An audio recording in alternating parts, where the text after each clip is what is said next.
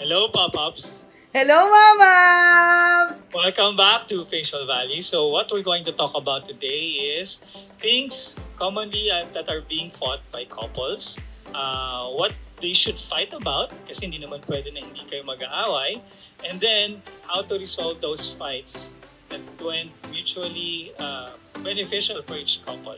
Okay? Ayan. So ngayon, Jean, tatanong kita, ano usually ang pinag-aawayan mo nung meron pa kayong relasyon ng iyong ex? Okay. So, bago ko sagutin yan, mga mamas and papas, don't go away. Ayan.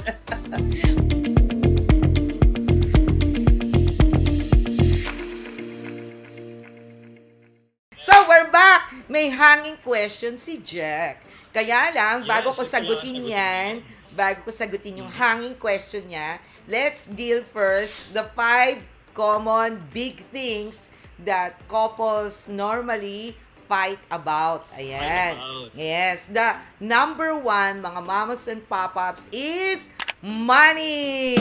Yeah. Finances. Pinag-aawayan niyo yung money? Yes. Dami-dami ng pera? Yan ang sabi nga nila, root of all evil. But I think it's not really the root of all evil. It's how you see or perceive money. But this is the most common thing na talagang big things that couples fight about. Money. Fight about. Yan. So, pagdating sa money, sa'yo ba, Jack, lalo na sa lalaki, di ba? Again, in my generation, the difference is women often think that the guy will take care of them financially nung generation ko. But now kasi equal na sila, 'di ba? Na kasi 'di ba nga ang lalaki ang ilaw ng tahanan at ang babae ang ano ba 'yun? Ay, kayong haligi, kami yung ilaw.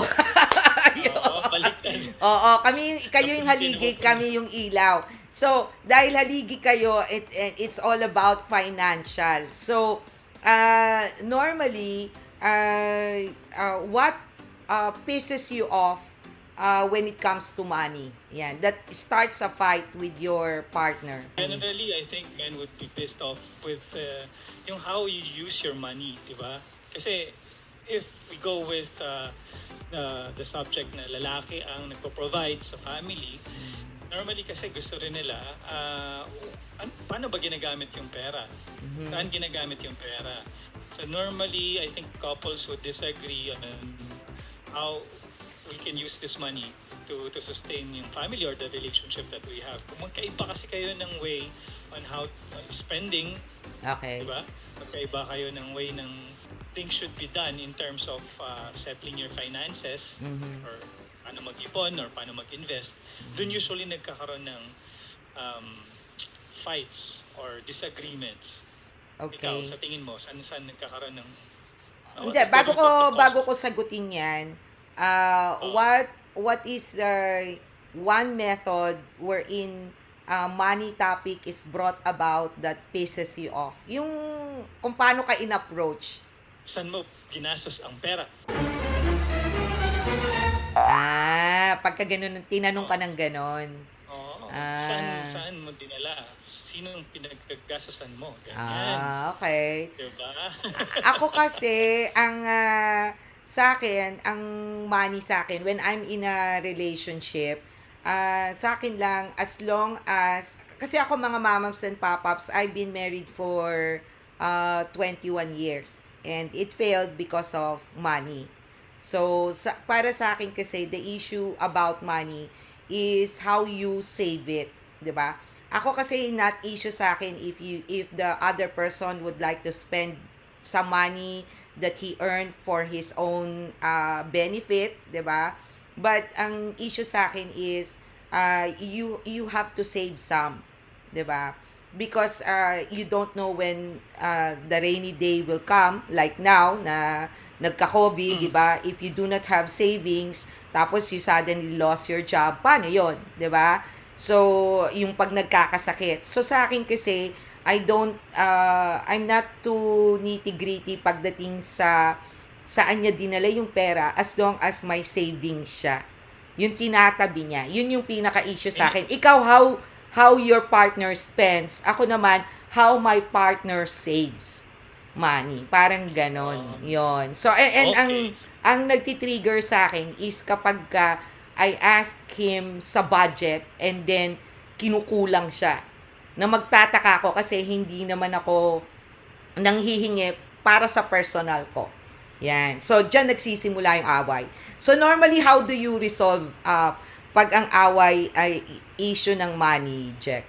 I think you have to be very open to each other, di ba? Kasi normally kapag hindi kayo open kung saan yung ginagastos, tapos nalalaman ng isa kung saan talaga ginagastos, hindi talaga doon. Whether sa babae or hindi sa babae.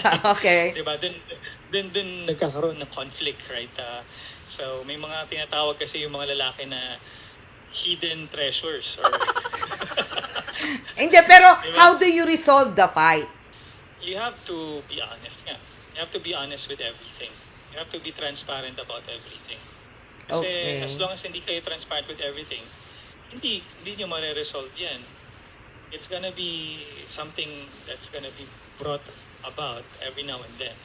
So, ako kasi, as I've said, my issue is about savings. So, I thought we were able to resolve it by opening a personal account on his end to put some money on it coming from his own earnings. Alam mo yon, na kanya lang yon, isi-save niya.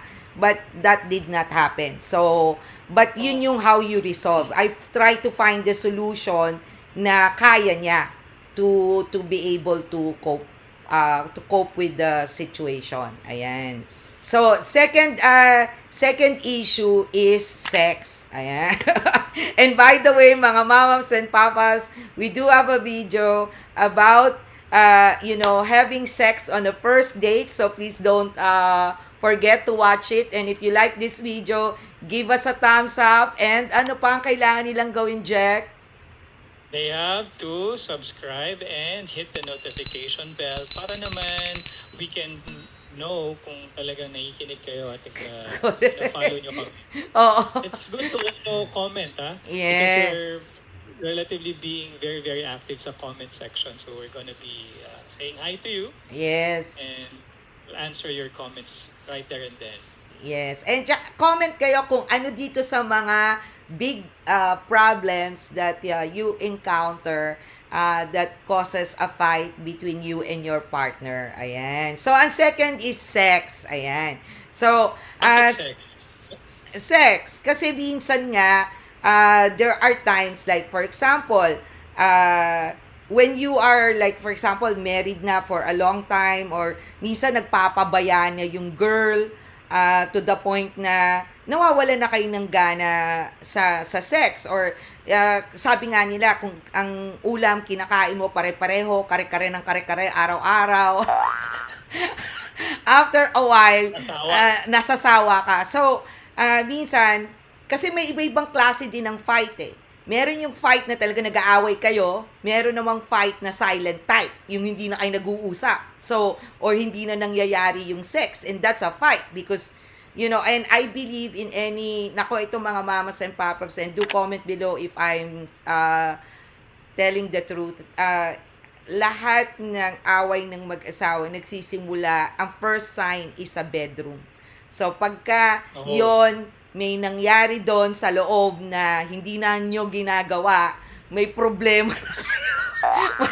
Ibig sabihin, walang nangyayari na. Correct. Yun Ibig yung sabihin, walang nangyayari. Oo, yun yung first symptom talaga eh. If there is that I really believe after being married for 21 years, if something goes wrong inside your bedroom, then there is already a disease going on in your relationship. Yun. Nagre-reflect kasi doon eh. So, ayan, Jack, sa sex, ano yung, ikaw ba nakaka-encounter ka na yan yung napagtalunan nyo? About sex? About sex, normally kasi pag nag-aaway kayo and then kasama yun eh. Kasama nga talaga yun. Normally kasi hindi mo naman kayang maging intimate with your partner kapag you're not in a good position to talk to each other. So how would you do the intimate part, right? Hindi, pero what I'm saying, did you had a fight with your partner or before or your wife na about sex? Yun yung naging away nyo? About sex, exactly about About sex. sex, oo. Hindi pa. Hindi mo, never mo Oo. pang ano. Bata pa kami eh. Bata pang age namin eh. Matitibay pa ang Ako tuhod. kasi mga mamas and papas, hindi kasi nga, there was a time na I went through, fertility process. And it becomes an issue kasi you don't find pleasure anymore on sex but it becomes an obligation. So, it becomes Mm. now a cause of a problem. Ayan. Actually, totoo, tama yan. Kapag ang intimacy nagiging obligation na lang siya, doon Yes. nagkakaroon ng issues, right? Dapat talaga pinag-uusapan talaga Correct. yung ganung bagay. Oo. Sa akin ba, ano bang pinaka the best approach so that the guy or your partner won't get offended? Halimbawa sa mga pop-ups, ano yung best approach? Like, if you had a fight with sex, what is the best approach to resolve the issue? Bigay ka ng issue, like anong issue sa sex ang pinag-aawayan, specifically. Halimbawa, yun nga, let's just say, kasi mga mamams and papaps, pagka bago pa lang ang relationship, halos, halimbawa, 3 times a day. Mainit, pag, mainit pa. pag matagal na, 3 times a year. 3 times a year? Oo. Halimbawa lang, di ba? So, how do you resolve the problem? Ayan. I think kailangan magkaroon ng excitement. Kailangan i-inject magkaroon ng excitement din sa intimacy level ninyo. So, you have to be very exploratory pagdating dyan. Okay. So, alam mo yan pagdating sa exploration, di ba? Ikaw, Oh. guru ng exploration. Hindi, kasi ako mga mamas and papaps, I'm not a very typical mama na Pinoy. Hindi Why? ako typical eh. Bakit? Kasi sa akin, ang issue ng sex is, I believe it's a very important ingredient in any yung kumbaga romantic relationship Kasi it's not because of physical but it's the intimacy that it creates, 'di ba? That's what distinguish you having a platonic relationship with someone. So, kung hindi kayo intimate, minsan nagkakaroon kayo ng distance. And for me, sex is very critical para sa akin. And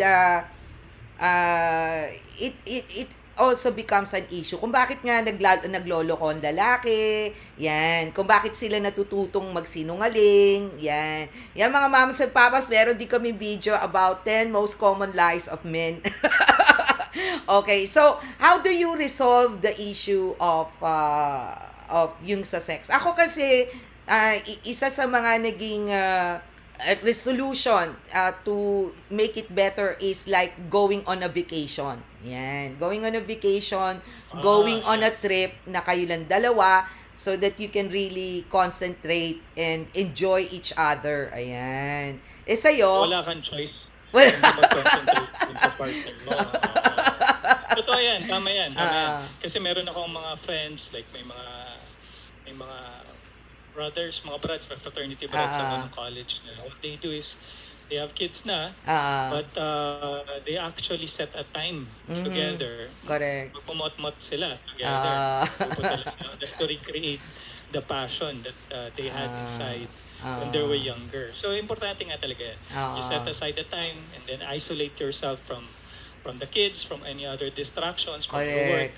So, you can focus on. Kaya lang, kapag hindi kasi kayo from the very start intimate na talaga, tapos nagkakaroon kayo ng nagde-degrade na talaga yung intimacy nyo, I think it's still better to try. To be exploratory and to be yung mga sexual fantasies nyo, yung mga kinks na gusto nyo sabihin, di ba? It should be fun. It should be okay kasi it's your wife, it's your partner. Correct. I think it's easier for the guy to be vocal than the girl to be vocal. I think yan.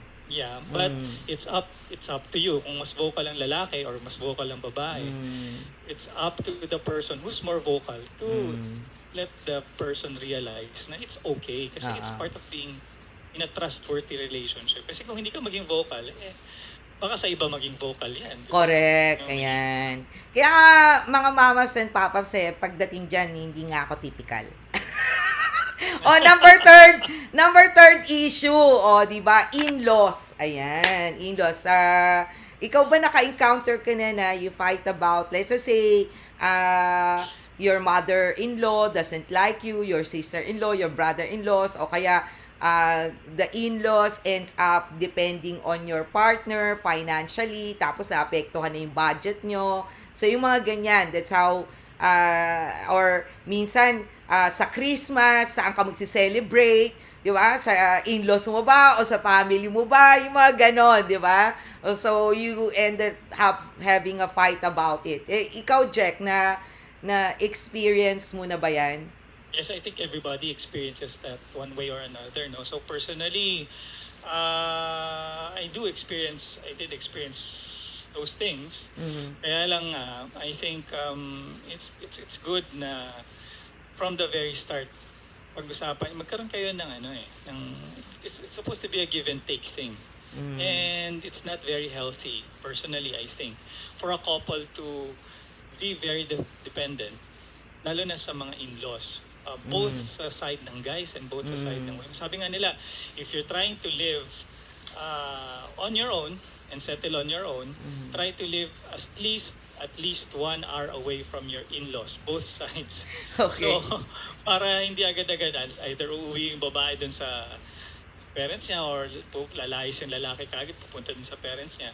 It makes you even, parang it works better if you can try to resolve it on your own first before trying to engage other parties. Parents, for Okay. example. Kasi natural sa mga parents talaga, makikialam talaga sila. It's Correct. just up to you couples kung papabayaan mo ba silang makialam mo hindi. Okay. So, bali parang it's about privacy between partners. Kumbaga, ako kasi ang naging problem ko personally, it's not about the privacy. Kasi yung ex ko tsaka ako, we're actually very private. We never even talaga? fight in front of anyone. As in, including housekeepers. You know, yung Talaga? wala, oo, yan. So, Maski sa harap ng mga aso nyo, hindi nyo pinapakita nag-aaway. wala, ay, yung isa, si Shanti, oo. Pero yung tao, wala. We're very Okay. private. Ang pinaka issue ko lang pagdating sa in-laws, whether parents-in-law, brother-in-law, whatever. Ang akin kasi is if the in-law initially doesn't like you in the first place. Ganon. Meron kasi akong issue na ganon na hindi talaga ako trip from the very start, di ba? Hindi ko na sasabihin kasi, you know. So, pero ako, how I resolve it is hindi ko na lang pinapatulan. I don't want kasi my partner to be in between me and his relative. So, para sa akin, if I can shut my mouth sa kadaldalan ko, mga mamas and papaps, that's a very big effort. If I can shut my mouth and not say anything and not make it big anymore, that's how I resolve it. Ayan. Sa'yo, how do you resolve when you fight about in-laws? Ika nga. I agree with what you said actually. Keep it separate. Oo. Diba? Sometimes you cannot force someone to like you, much less kung in-laws mo yan. Oo. It's just, what's important is yung relationship yung dalawa. Correct. Kasi at the end of the day, kayo naman dalawa talaga ang magsasama. Diba? Yes. So, whether your in-laws like it or not, you're both adults. And the one that will suffer more are the kids kung may anak kayo. Correct. Diba?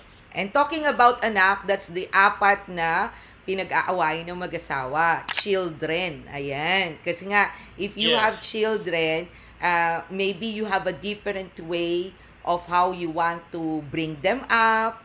Like, for example, sa school na lang, halimbawa, medyo sosyalera yung babae, gusto niya sa mahal na eskwelahan, ikaw, ito lang ang kaya mo. So yung mga ganun ba, yung mga activities ng bata, yung hindi pa nga naglalakad, gusto na may swimming na, may yung mga ganon. So, Ako kasi mga mamas and papas, I don't have a child, so I never had that issue to fight with. But ikaw, Jack, anong ang typical issue sa bata na napapag-awayan ng mag-asawa, and then how do you resolve that issue? Normally, I think ang most, well, tama, yung sinasabi mo, yung mga trivial things about saan mag-aaral, Oo. or but mostly I think isa sa mga root cause ng pag-aaway when it comes to kids is how to discipline them, yung different Oh, ways of yan, yung disciplining nagpapalo kids. versus sa Oo. yung So, kukonsintihin lang, mga gano'n. there, Ikaw ba there nagpamalo is, ka? hindi naman ako nagpapalo talaga. It's just, it's a symbolism for me eh. Oo. So, papaluin mo. Sa Filipino culture kasi, we are more, kumbaga ibang yung first generations or yung mga later generations o mga previous generations, sorry, mas sila, di ba, mas physical ang punishment, Ako di ba? naniniwala Or, dyan, spare the rod, spoil the child. Oh, di ba? Hindi naman yung abuse, pero, no, may very thin line yung abuse, kasi ako kaya napalo nga, ng walis tingting eh. Oh. hindi, honestly, hindi naman masakit talaga yung walis tingting. It's actually the Uy, symbolism. masakit ha. Hindi, Ganun-ganon. Sa hindi, legs. hindi. Wala akong pantalon na, Sinasabi naka-shorts ko, lang ako. sinasabi ko lang, Oh. hindi kailangan mag-cause ng pain physically. Oo. Pwede kang magkaroon ng parang yung symbolism na okay, papakita mo to, may belt ako, hawak. Hindi ka magtino, okay. But so anyway, going back to the issue, pag-discipline. So normally kasi nagkakaroon ng conflict Mm-mm. kapag magkaiba yung ways of disciplining the child. Okay. Diba? And pag hindi kayo pareho ng idea about that, makikita rin ng bata nun. So hindi niya alam kung alin yung susundin niya. Diba? Correct. Normally, Yan eh. kung sino yung mas lax, Correct. sino yung mas lax, dun yung diba? So, important, I think, from the very start. Even if before kaya magkaroon ng mga bata or magkaroon Correct. ng anak, na napag-usapan nyo na yan. Oo. O kung hindi pa, pag-usapan nyo na. Ah. Diba? Kasi And, manipulative din ang bata. They are manipulative, they know. Kasi I know someone na lahat magkasundo sila sa everything except the child. Kasi nga, ang ginagawa nung child, minamanipulate sila na tas silang dalawang nag-aaway. Kasi nga, magkaiba sila. Nag-aaway sila dahil doon. Ayun. So, the child now gets away with a lot of things. Kasi nga, silang dalawang mag-asawang nag-aaway, yun nga, yung how you discipline it. Di ba? Okay. So, number 5, and the fifth, and certainly not the least, but our last, is the beliefs or values. Yung halimbawa, let's say, in terms of religion, in terms of politics, in terms of, yung paniniwala. Ayan. So, halimbawa, yung mga paniniwala lang sa kailangan, oro, plata, mata, yung gano'n, nagpapatayuan ng bahay. Yung mga gano'n, nagsisimula yon sa belief system nung person or ng partner mo. Ayan. So, ikaw, Jack, ano yung how have you encountered that kind of a fight, and then how you resolve it? Personally, hindi pa ako masyado naka-encounter na ganyan in terms of differences in like political beliefs or religious beliefs. But I have friends na they have been a couple but magkaiba yung religion nila. And then meron din ako mga friends na magkaiba yung mga iba, mga yellow, mga iba yung DDS. pula, DDS. So, actually, I think it's healthy, personally. Yeah. If you have such discussions like that, as long as you know how to draw the line, I think it's good. But just in case talaga sobrang passionate ng isa't isa sa isang topic or sa isang bagay, which is totally different from another sa couple mo, I think the best way to solve is to be intimate in bed. Kaya nga sabi sa iyo ang pagka hindi nyo na magawa ma-resolve, may problem ang bedroom, malaki na talaga ang problema nyo. Oh, 'di ba? I think the most difficult is the religion issue kasi like for example, I know pag iglesia yata kailangan, 'di ba? Magko-convert yung partner mo. Ah, O ganun din ang oo. Mormon para makasal Muslim din kayo eh.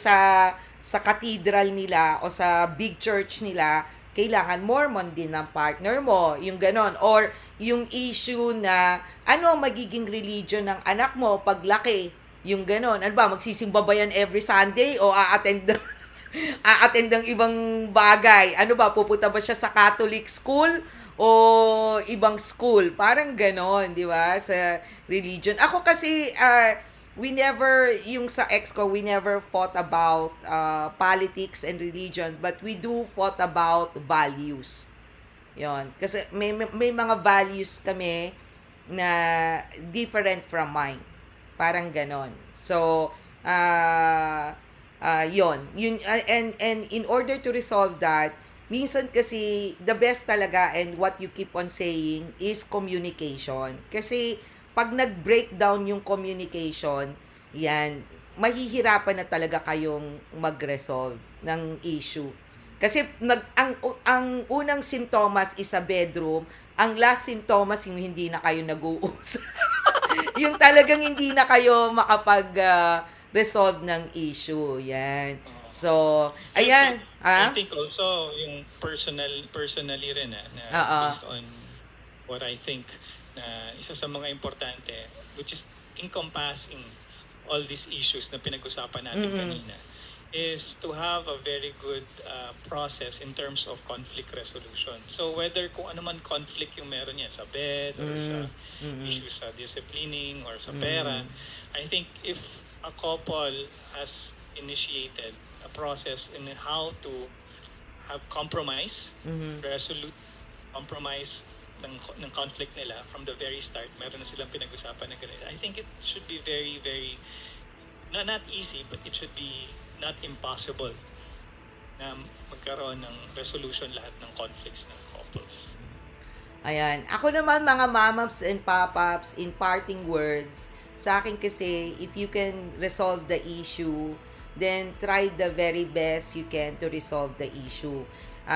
Like for example, personally, I've been trying it for 21 years. But if you cannot resolve it, then you just really have to say bye-bye. Kasi ako, personally, of course, you wouldn't like to have a broken family, especially if you have children. But at the end of the day, the children will be happy if if their parents are happy. Kasi I believe na mas nagiging traumatic sa mga anak na nakikitang laging nag-aaway yung magulang nila. So para sa akin, you have to know when to say tama na. And then you also have to know when to say, okay, let's still try to continue. Yan ang parting words ko. Ikaw ba, Jack, may parting words ka sa mga... Yun na yun. Yun na yun? O, yan. So, mga mamaps and papaps, if you like this kind of videos, please do comment below. Give us suggestions on what you still want us to talk about. And again, please give us a thumbs up if you like it. And then, click that subscribe button and hit that notification bell. Okay. Sige, mga mamaps and papaps, thank you so much for staying. Bye-bye!